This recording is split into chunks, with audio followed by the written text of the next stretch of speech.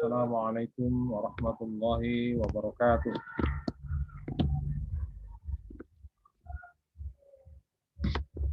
Alhamdulillah wassalatu wassalamu ala Rasulillah wa ala alihi wa ashabihi wa mawalah, amma ba'd. Syukur kita kepada Allah Subhanahu wa taala. Salawat dan salam kepada Nabiullah Muhammad sallallahu alaihi wasallam.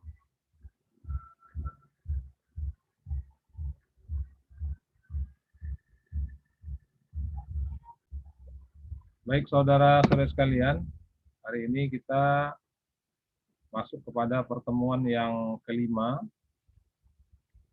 Dan sebelumnya mari kita berserah diri kepada Allah sembari mengucapkan lafaz basmalah. Bismillahirrahmanirrahim.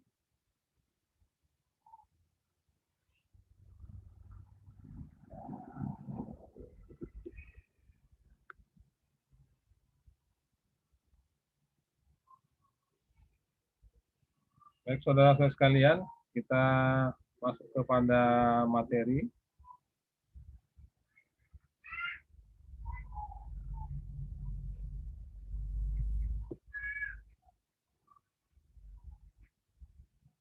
Ini materi kita.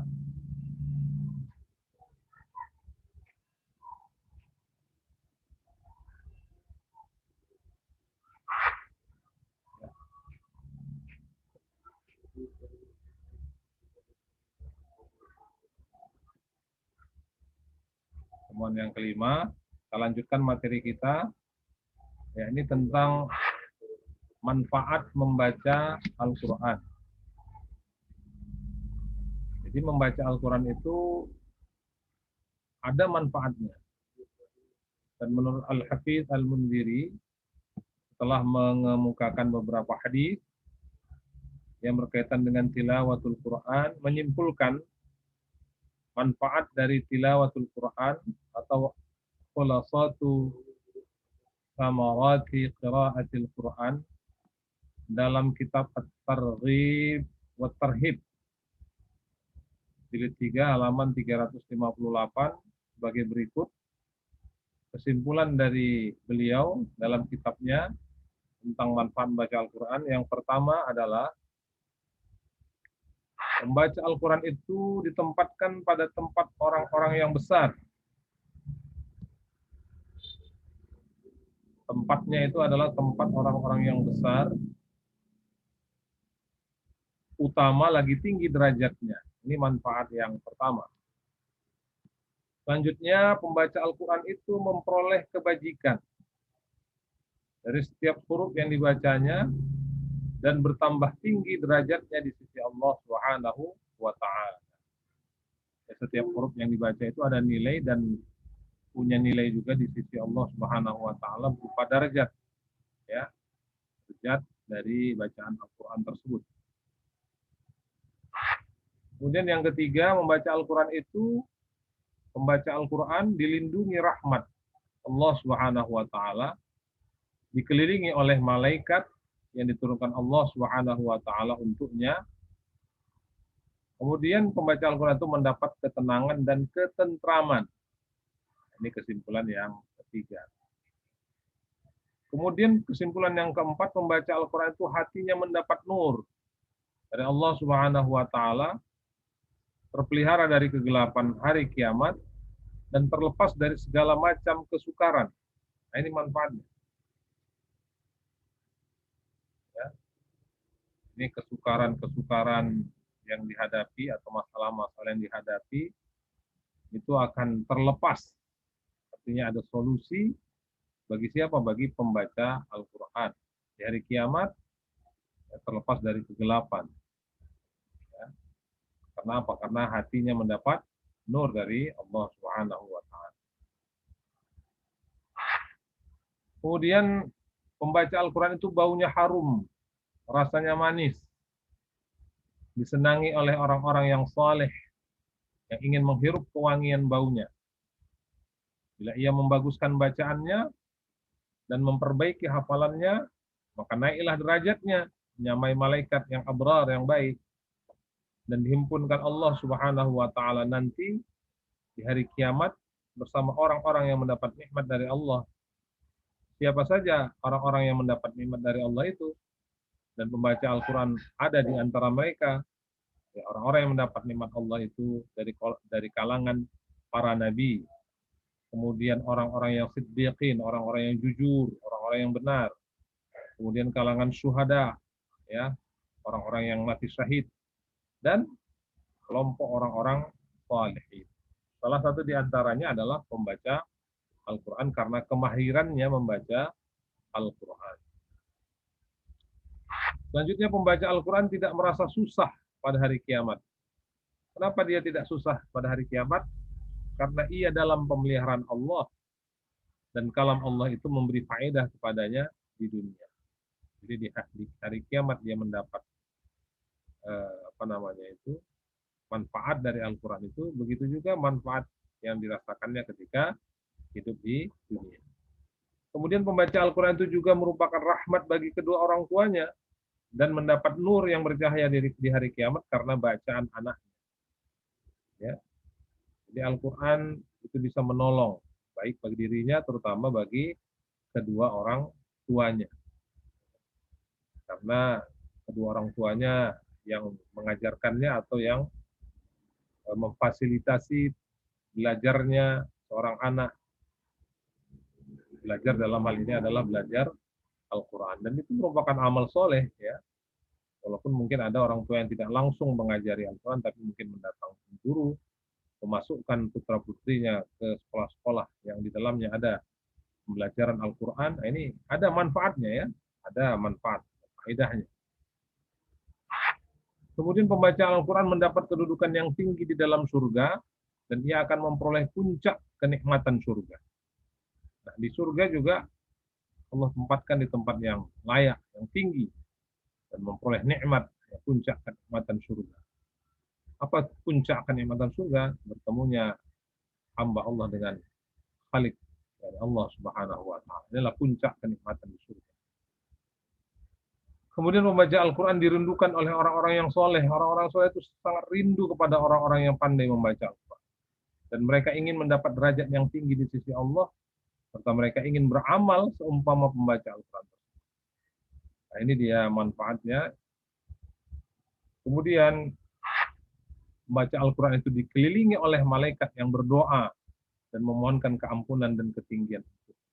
Membaca Al-Quran bukan orang yang tanpa dosa, karena itu, ya, malaikat pun berdoa agar diampunkan dosa-dosanya, dan malaikat juga berdoa agar ada derajat yang tinggi untuk pembaca Al-Quran. Kemudian pembaca Al-Quran berpegang kepada tali yang kokoh, yang terpelihara dari kekeliruan dan terlepas dari segala macam kesukaran dan kesulitan. Apa tali yang kokoh itu? Agama Allah. Membaca Al-Quran yang baik adalah membaca Al-Quran yang memegang isi dari Al-Quran itu. Al-Quran itu terpelihara dari kekeliruan. Ya. Kalau kita sudah berpegang teguh kepada Al-Quran, maka terlepaslah kita dari segala macam kesukaran dan kesulitan. Kesukaran bukan nggak ada, kesulitan bukan nggak ada, masalah selalu ada, tetapi solusi akan Allah berikan kepada pembaca Al-Quran, karena pembaca Al-Quran itu memegang teguh, ya, agama Allah. Pembaca Al-Quran tergolong muqarrabin. Siapakah orang-orang muqarrabin itu? Orang yang dekat kepada Allah Subhanahu wa Ta'ala, yang mengiringi Allah di hari kiamat, orang yang sibuk dan patuh kepada Allah Subhanahu wa Ta'ala. Saudara saya sekalian, itulah beberapa, ya, lebih kurang belasan ya manfaat dari membaca Al-Quran. Selanjutnya kita masuk kepada poin adab membaca Al-Quran. Jadi Al-Quran itu beda, ya, dengan kitab hadis, beda dengan buku-buku, majalah, ya, tabloid, beda dia, walaupun dia berbentuk buku atau kitab, tapi ada adab khusus dalam membaca Al-Quran. Membaca Al-Quran adalah ibadah, ya, sehingga membaca Al-Quran itu ada pahalanya dan merupakan zikir yang utama. Ya, dengan membaca Al-Quran berarti kita sedang bermunajat dengan Allah Subhanahu wa Ta'ala yang nilainya jauh lebih tinggi dari percakapan antara sesama manusia. Bagaimanapun pentingnya yang dipercakapkan. Sebab itu hendaklah membaca Al-Quran dilakukan dengan memelihara adab-adabnya. Dan adab-adab dalam membaca Al-Quran itu ada dua. Yang pertama adab lahir, dan yang kedua ada adab batin. Ini yang mau kita bahas.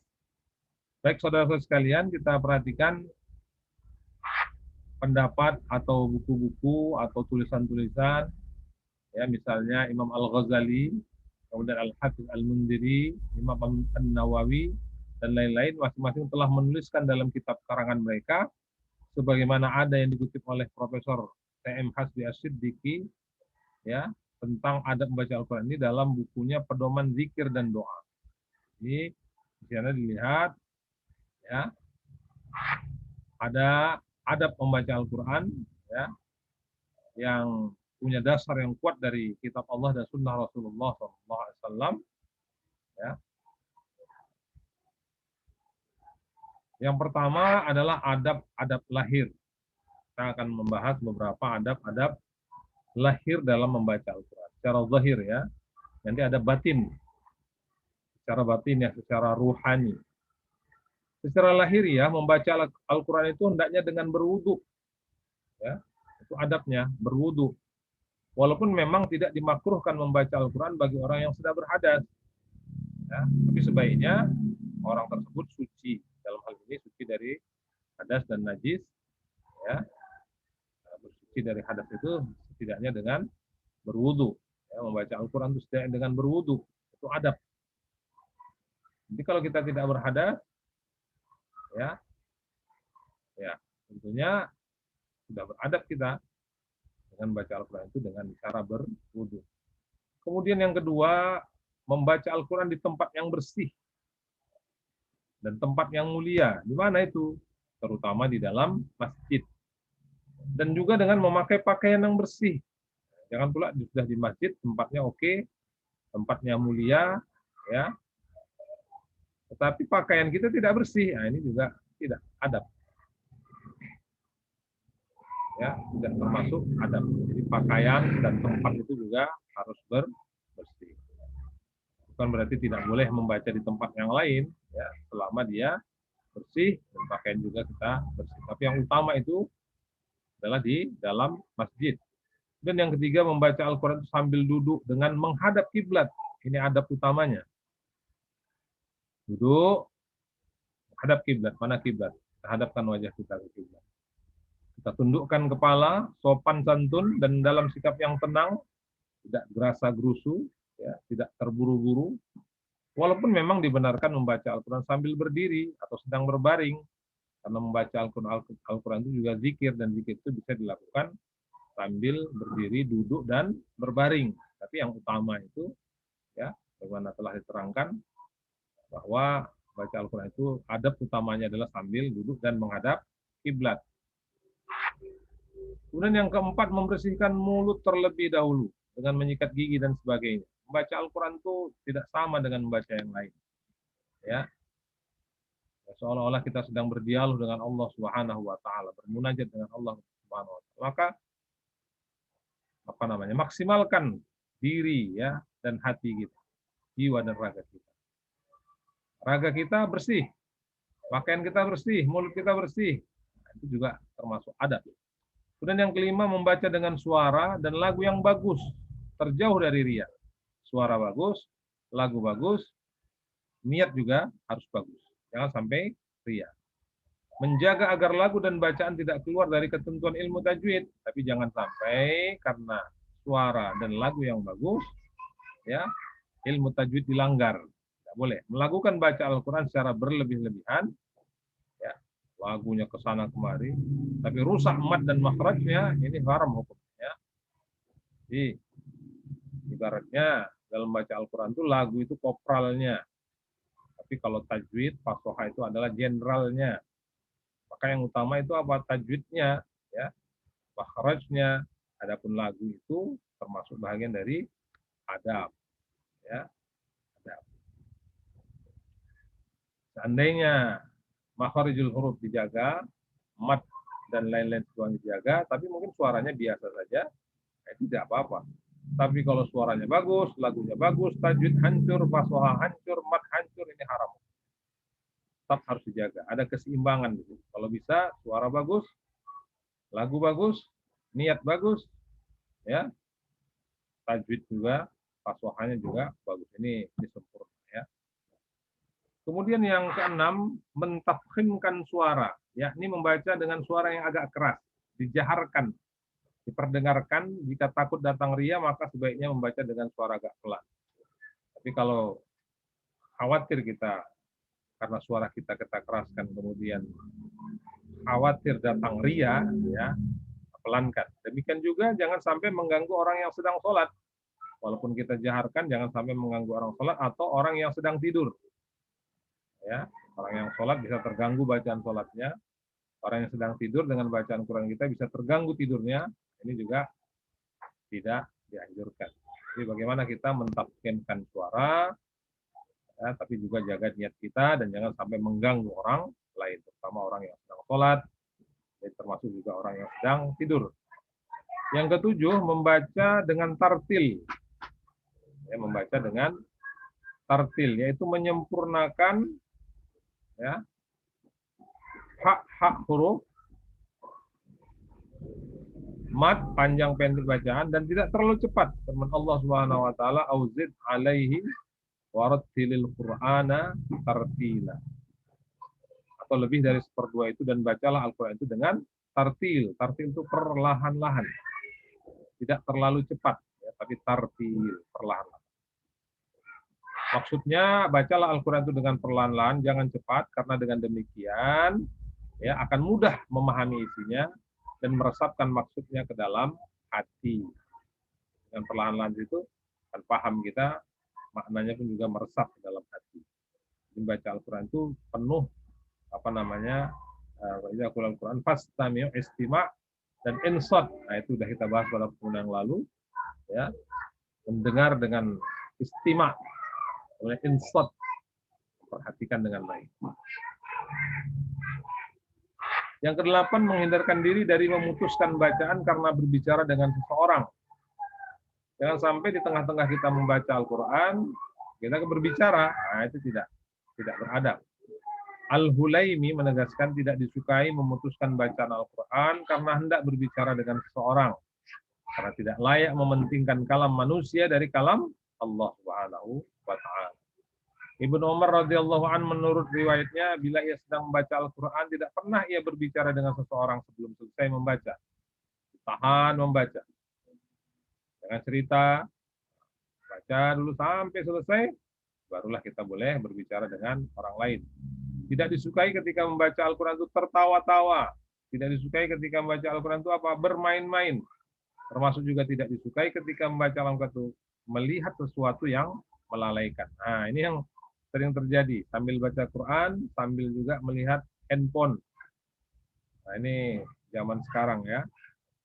Ini juga tidak termasuk beradab dalam membaca Al-Quran. Inilah hal-hal yang perlu kita jaga. Kemudian membaca menurut tertib mushaf. Yang paling disukai itu, karena tertib mushaf itu ada hikmah tersendiri. Ya, sebab itu janganlah meninggalkan tertib, maksudnya urutan surat demi surat atau ayat demi ayat, kecuali karena ada sesuatu kepentingan yang dibolehkan oleh nas syara'. Walaupun dibolehkan membaca tidak menurut tertib surat atau ayat dan dibolehkan membaca satu ayat, tetapi yang terbaik adalah menurut tertib. Tertibnya apa? Al-Quran itu Al-Fatihah dulu, habis itu Al-Baqarah, dan seterusnya sampai surah An-Nas. Ulang lagi, Al-Fatihah, Al-Baqarah, terus sampai An-Nas. Itu tertibnya. Ya, baiknya jangan terbalik-balik. Membalikkan bacaan dari akhir ke awal hukumnya haram. Jadi misalkan Al-Fatihah satu surah itu 7 ayat. Dari Bismillah sampai Waladhdallin. Jangan dari bawah ke atas. Nah, itu haram hukum. Karena maknanya juga bisa rusak. Nah, kemudian yang ke-10, memulai bacaan dari awal surah, berhenti pada akhirnya. Ini yang terbaik, ya, membaca awal surah, berhenti di akhirnya, dan jangan kita terpengaruh oleh juzuk, hizib atau ushr. Ya, sebaiknya seperti itu. Tapi kembali lagi kepada waktu kita, kesanggupan kita, ya, kesempatan yang kita sediakan untuk membaca Al-Quran. Ya, bagaimana yang kita bahas kemarin, ya, Sekurang-kurangnya itu 50 ayat sehari semalam, 50 ayat. Sekurang-kurangnya. Sekurang-kurangnya. Ya. Kalau bisa lebih, ini luar biasa. Kemudian yang 11, bacalah ta'awudz sebelum memulai bacaan. Isti'adzah atau a'udzubillahi minasyaitonir rajim. Dasarnya An-Nahl 98. A'udzu billahi minasyaitonir rajim. Bismillahirrahmanirrahim. فإذا قرأت القرآن فاستعذ بالله من الشيطان الرجيم. Kira-kira begitu. Apabila kamu membaca Al-Quran, hendaklah kamu meminta perlindungan kepada Allah dari syaitan yang tertutup. Jadi setiap mengawali membaca Al-Quran itu adalah ta'awuz, ya, membaca isti'adzah atau a'udzu billahi minasyaitonir rajim. Ini adab. Kemudian yang ke-12 membaca basmalah. Membaca basmalah, bukan basmalah, bukan pula basmallah. Kadang-kadang ya pembawa acara sering salah. Mari sama-sama kita buka acara kita ini dengan membacakan basmallah katanya. Ya. Tapi basmalah, basmalah. Nah, jadi ini singkatan dalam bahasa Arab. Basmalah, hamdalah, takbir, ya, hauqalah dan lain-lain itu singkatan yang punya makna sendiri. Di basmalah itu bismillahirrahmanirrahim. Di awal setiap surah itu kita baca. Ya, setiap awal surah dibaca, kecuali surah Bara'ah atau surah At-Taubah. Surah At-Taubah kalau kita awali cukup ta'awuz saja. Basmalah tidak. Sesuai dengan sabda Rasulullah sallallahu alaihi wasallam, bismillahirrahmanirrahim. Kullu amrin dhi balin la yubda'u bi bismillahi fahuwa aqta'u. Ya. Rawahur Rahawi. Kullu amrin dhi balin la yubda'u bi bismillahi fahuwa aqta'. Artinya setiap pekerjaan yang berguna, yang baik, yang tidak dimulai dengan bismillah, putus berkahnya. Nah, inilah dia dasarnya hadis riwayat Rahawi. Juga karena hadis terdahulu di mana Jibril alaihissalam menyuruh Muhammad sallallahu alaihi wasallam membaca dengan bismillah. Kemudian yang ke-13 yang tak kalah pentingnya, berniat membaca Al-Quran itu ikhlas, itu adab. Ikhlas lillahi ta'ala, karena Allah. Kalau karena nazar, niatkanlah untuk membayar nazar tersebut. Kemudian yang ke-14, melakukan sujud tilawah pada setiap akhir ayat sajadah. Ini adab. Ada 15 tempat dalam Al-Quran ketika kita menjumpai ayat sajadah, dimana kita disuruh sujud tilawah ketika selesai membacanya. Ya, keterangan ini di buku yang ditulis oleh Al-Latif Rusdi, Al-Marhum, Kaifiyat Shalat Rasulullah, halaman 400 sampai 406. Itu ada ya 15 tempat ayat-ayat sajadah yang kita sunnah hukumnya sujud ketika mendengar, ketika membaca ayat tersebut, baik di dalam sholat maupun di luar sholat. Yang ke-15 membaca amin setiap selesai membaca surah Al-Fatihah.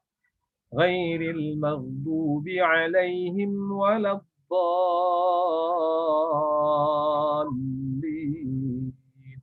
Amin. Hanya panjang, minnya panjang. Bukan amin, bukan. Bukan amin, bukan. Tapi amin. Nah, sama dia. Panjang.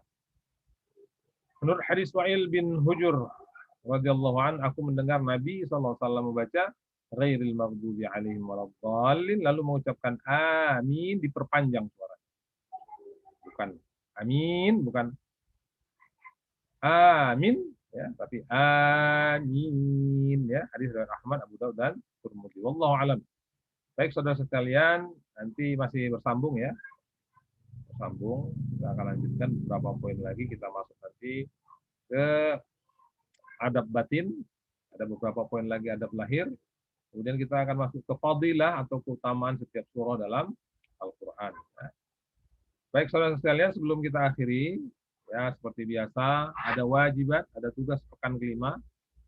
Nah, ini beberapa hal yang perlu dikerjakan dalam rangka apa lebih fokus atau lebih perhatian atau lebih memahami ya apa yang sudah disampaikan dalam materi. Yang pertama itu ada lebih kurang 12 manfaat membaca Al-Quran. Dari 12 itu, berapakah yang sudah Anda rasakan dari manfaat tersebut? Apakah semuanya? Nah, kalau semuanya luar biasa, tapi tuliskan. Itu jadi tugas. Poin-poin besarnya saja, ya, tidak semua harus detail. Atau mungkin satu, dua, silakan tulis satu atau dua atau lima ya, atau berapa yang tuliskan. Ya, apa manfaat yang sudah dirasakan.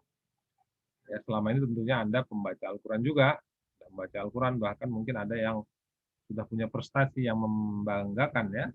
Apa manfaatnya? Mudah-mudahan ada ya, dan tentunya pas insya Allah ada ya, tuliskan. Kemudian yang kedua, di antara beberapa adab lahir dalam baca Al-Quran adalah membaca Al-Quran itu dengan tartil. Apa makna tartil? Nah, tuliskan, jelaskan.